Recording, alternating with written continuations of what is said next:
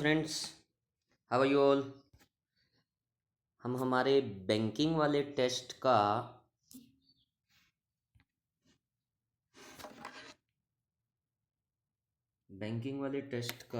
जो बैंकिंग का हमारा टेस्ट था SKPO2 AA FKN।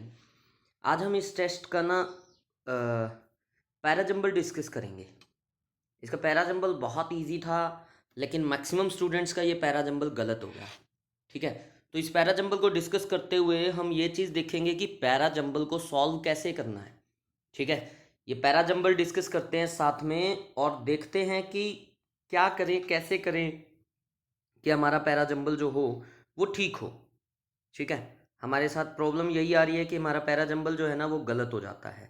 ठीक है, तो देखते हैं कैसे इस पैराजंबल को ठीक किया जा सकता था और क्या अप्रोच रहनी चाहिए पैराजंबल को करते हुए। ठीक है, पढ़ना शुरू करते हैं। देखो, ABCDE तक दिए हुए हैं 5 सेंटेंसेस।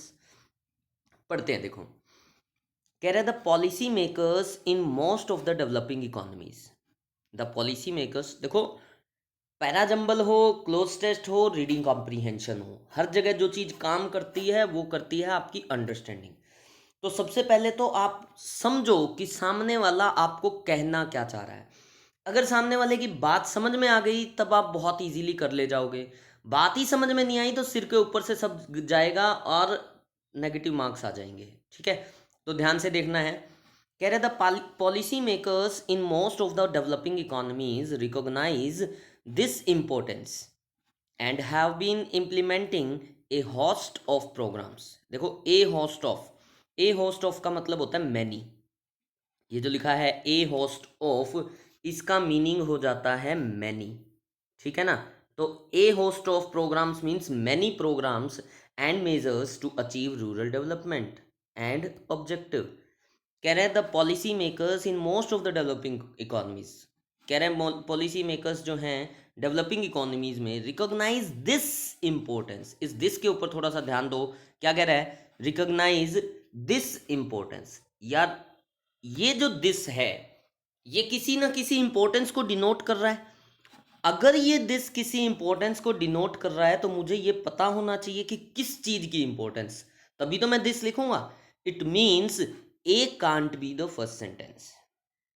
ए जो है मेरा फर्स्ट सेंटेंस नहीं हो सकता। ठीक है, आगे बढ़ते हैं। सबसे पहला काम ही यही है कि सबसे पहले तो फर्स्ट सेंटेंस ढूंढो, और फर्स्ट सेंटेंस ढूंढने के लिए मेन चीज ये होनी चाहिए कि वो इंडिपेंडेंट सेंटेंस होना चाहिए, किसी भी सेंटेंस के ऊपर डिपेंडेंट नहीं होना चाहिए। ये दिस ने मुझे बता दिया कि a can't be my first sentence. ठीक है ना, ए से सीक्वेंस स्टार्ट नहीं होगी। आगे बढ़ते हैं। कह रहा है while some of these countries, B को पढ़ते ही जब मुझे ये दीज दिखाई देता है, इससे मैं ये कहता हूं कि बी भी मेरा फर्स्ट सेंटेंस नहीं है। क्यों नहीं है? क्योंकि ये दीज आ गया। विच इकोनॉमी, दीज कंट्रीज, कौन सी कंट्रीज? एक बार आगे पढ़ लेते हैं, कभी इसमें कहीं और लिखना रहा हो। While some of these countries have achieved impressive results. कह रहे कुछ कंट्रीज ने इंप्रेसिव रिजल्ट अचीव किया है from these programmes and measures, others have failed to make a significant dent in the problem of persistent rural underdevelopment। कह रहा है जो कुछ कंट्रीज ने तो इन चीज़ों से इम्प्रेसिव रिजल्ट प्राप्त किए हैं इन प्रोग्राम से। वैसे तो देखो, एक चीज़ मेरे को कुछ समझ में आई कि ए के बाद बी आएगा। मेरे को तो दिख गया कि ए के बाद बी आएगा। हाँ, दोनों में से कोई भी फर्स्ट सेंटेंस नहीं है, लेकिन ए के बाद बी आएगा। क्यों? देखो, एक बारी दोबारा से हम ए और बी को पढ़ते हैं। कह रहे द पॉलिसी मेकर्स, फर्स्ट में कह रहा है policy makers in most of the developing economies recognise this importance and have been implementing a host of programmes and measures to achieve rural development objectives. तो वो क्या कर रहे हैं? Host of programmes, many programmes को वो implement कर रहे हैं, मेजर्स को इम्प्लीमेंट कर रहे हैं ताकि रूरल डेवलपमेंट ऑब्जेक्टिव्स अचीव हो सके। फिर कह रहा है while some of these countries, तो देखो इसने लिखा है ना कि economies, developing, most of the developing economies इस इंपॉर्टेंस को मानते हैं और इंप्लीमेंट कर रहे हैं। कह रहे while some of these countries have achieved impressive result from those programme. कौन से प्रोग्राम? ये वाले प्रोग्राम। ठीक है, some of those program and measures, others have failed to make a significant dent in the problem of persistent rural underdevelopment। लेकिन others have, कह रहा है अदर्स मतलब other countries have failed to make a significant dent. Make a dent का मतलब होता है impact होना। तो इनका कोई खास इम्पैक्ट नहीं हुआ in the problem of persistent rural under development. जो परसिस्टेंट रूरल अंडर डेवलपमेंट की प्रॉब्लम है उस पर काफ़ी कंट्रीज़ में कोई इम्पैक्ट भी नहीं पड़ा। तो हमें एक चीज़ समझ में आ चुकी है कि ए के बाद बी आएगा, और दूसरी चीज़ हमें समझ में आ चुकी है कि ए और बी दोनों ही फर्स्ट सेंटेंस नहीं है। आगे बढ़ते हैं। कह रहे the socio economic disparities between rural and urban areas. Socio economic disparities होती हैं डिफरेंसेस, ठीक है। तो कह रहे हैं जो सोशो इकोनॉमिक डिस्पैरिटीज हैं, डिफरेंसेस हैं रूरल एंड अर्बन एरियाज में, आर वाइडनिंग, वो आर वाइडनिंग, वाइडनिंग मतलब बढ़ रहे हैं, and creating tremendous pressure on the social and economic fabric of many such developing economies. और इसका बहुत ज़्यादा प्रेशर पड़ रहा है on social and economic fabric of many such developing economies. देखो सी को ना मैक्सिमम स्टूडेंट्स ने फर्स्ट सेंटेंस किया, ठीक है। देखो शुरू से आप जब पढ़ना शुरू किया ना, socio economic disparities between rural and urban areas are widening and creating tremendous pressure on the social and economic fabric, यहाँ तक कोई प्रॉब्लम नहीं थी, बिल्कुल सही था, फर्स्ट सेंटेंस बनने लायक था। लेकिन यहाँ पे आके इसने देखो क्या किया, कह रहा है of many such developing economies. सच बोले तो ये सच किसके लिए यूज़ किया, एक क्वेश्चन मार्क आ गया कि सच किसके लिए आया, यानी कि ये भी मेरा फर्स्ट सेंटेंस नहीं है, ठीक है जी। मीनिंग समझ लेते हैं। कह रहा है socio economic disparities between rural and urban areas are widening. कह रहा है सोशो इकोनॉमिक डिस्पैरिटीज, सोशल और इकोनॉमिक्स डिस्पैरिटीज जो है, डिफरेंसेस जो हैं रूरल में, अब है ना इकोनॉमिक जो ग्रोथ है रूरल में उतनी नहीं है जितनी अर्बन एरियाज में है, तो ये चीज़ें वाइडन हो रही हैं, बढ़ रही हैं। एंड क्रिएटिंग ट्रेमेंडस प्रेशर, और इसका प्रेशर पड़ रहा है on the social and economic fabric, मतलब सोसाइटी पे भी और इकोनॉमी पे भी, of many such developing economies. तो ये सच किसके लिए आया, सी भी मेरा फर्स्ट सेंटेंस नहीं है। आगे बढ़ते हैं। डी में लिख रहा है, कह रहा है these factors among many other. D भी मेरा फर्स्ट सेंटेंस नहीं है क्योंकि यहां भी आ गया दीज। यार हमें ना इंडिपेंडेंट सेंटेंस ढूंढना है, और ये तो इतना इजी क्लोज टेस्ट मतलब इतना इजी पैराजंबल था, साफ बता रहा है, चीख चीख के कह रहा है कि भाई साहब मैं फर्स्ट सेंटेंस नहीं हूं, आप पूछ ही नहीं रहे अगले से और आप सुन नहीं रहे। यहाँ लिख रहा दीज, ध्यान से एक बारी दोबारा से सारे सेंटेंसेस देखते हैं, पहले चारों देखो क्या लिखा इसने। फर्स्ट सेंटेंस में इसने लिखा the policy makers in the most of the developing economy this importance, क्या लिख दिया, दिस इंपॉर्टेंस। दूसरे में लिखा सम ऑफ दीज कंट्रीज, ठीक है। तीसरे में लिखा सच डेवलपिंग इकोनॉमीज, चौथे में लिख दिया दीज फैक्टर्स। तो हमें पता है कि ये हमारे फर्स्ट सेंटेंसेस नहीं है, ना ए फर्स्ट, ना बी फर्स्ट, ना सी फर्स्ट, ना डी फर्स्ट। फर्स्ट कौन सा बना, जो बचा ई फर्स्ट। बनी सीक्वेंस। देखो ई को देखते हैं क्या कहना चाह रहा है। ई में लिख रहा है, कह रहा है although millions of rural people have escaped poverty. कह रहा है millions of rural people have escaped poverty, poverty से बाहर आ गए हैं as a result of rural development in many Asian countries, बहुत सारी एशियन कंट्रीज में। A large majority of rural people continue to suffer from persistent poverty.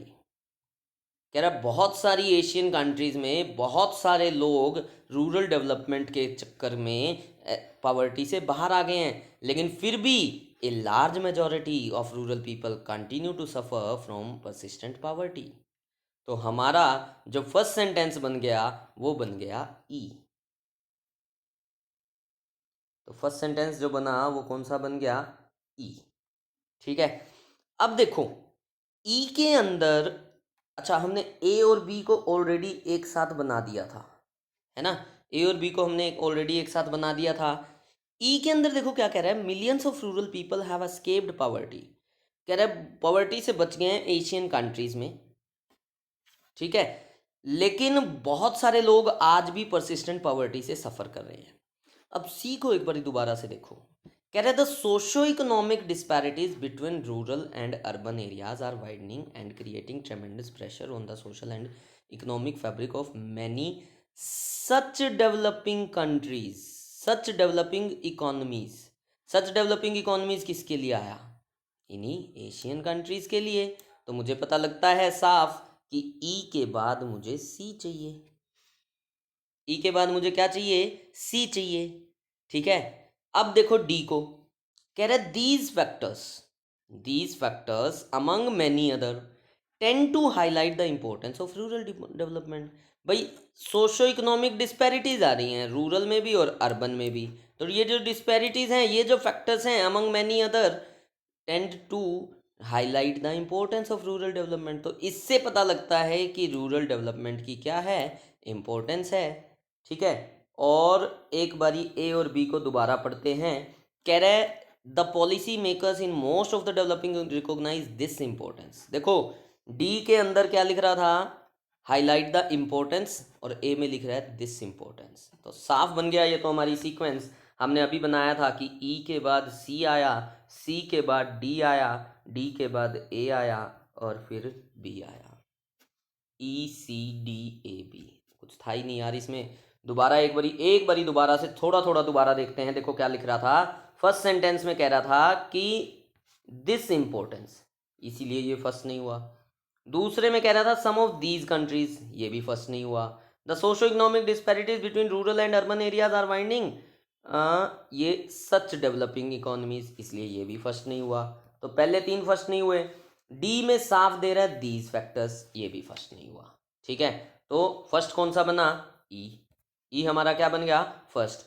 ई में Asian countries की बात की, सी में फिर से वही एशियन कंट्रीज की बात की, इसीलिए ई के बाद सी आ गया। और सी में फैक्टर्स बताए, उन्हीं फैक्टर्स को डी में डिस्कस किया, आ गया डी। डी में कहा कि एक चीज इंपॉर्टेंट है, ये रही इंपॉर्टेंस वर्ड लिखा इन्होंने, तो ई सी डी, और इस इंपॉर्टेंस को ए में डिस्कस किया, ए के बाद बी आ गया। तो ई C D E C D A और बी, ये सीक्वेंस थी यार। कुछ था ही नहीं यार इसमें, तो इतना घबरा जाते हो आप लोग यार।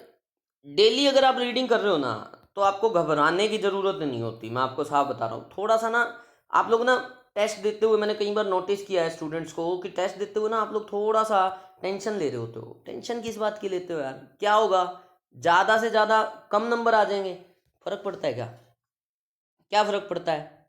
अरे जितना ज़्यादा फेलियर होगा ना, मैं रोज़ टेस्ट लेता हूँ, इसका रीज़न यही है। यहाँ पे फेल होने की इतनी आदत डाल लो कि वहाँ पे जाके पता लगे कि मैं इस पॉइंट पे फेल हुआ हूँ, और मेरी इस पॉइंट को, इस गलती को मैंने वहाँ पे जाके नहीं दोहराना है, और वहाँ जब मैं बैठूंगा तो मैं वहाँ पे पास होऊंगा। तो कोई दिक्कत नहीं है। कभी भी ना मैंने कहीं पे एक कोट पढ़ा था कि हम ना सक्सेस स्टोरीज पढ़ते हैं, लेकिन आपको एक चीज बताता हूं, इंस्टेड ऑफ सक्सेस स्टोरीज ना फेलियर स्टोरीज बहुत ज्यादा सिखाती हैं। सक्सेस स्टोरी तो आपको एक रास्ता बताएगी कि कहां से रास्ता सही जा रहा है, फेलियर आपको ये बताएगा कि कौन कौन सा रास्ता गलत है। ठीक है ना? सक्सेस स्टोरीज सिर्फ एक सही रास्ता बताएंगी, फेलियर्स आपको कई सारे गलत रास्ते बताएंगी। ठीक है ना? तो अगर फेलियर आ रहा है तो घबराना नहीं है यार। फेलियर आता था तभी तो हम यहाँ आए, तभी तो हमने पढ़ना शुरू किया। उस फेलियर को ही तो खत्म करना है, और वो फेलियर खत्म हो जाएगा बस अगर आप अपने ऊपर विश्वास रखो, और साथ ही साथ डिटर्मिनेशन के साथ कंटिन्यूटी बनाए रखो। छोड़ना नहीं है, घबराना नहीं है बिल्कुल भी। अगर ये काम करते रहोगे ना, तो आपका एग्ज़ाम कोई भी नहीं रोक सकता। ठीक है जी, चलो फिर आज के लिए थैंक यू फ्रेंड्स।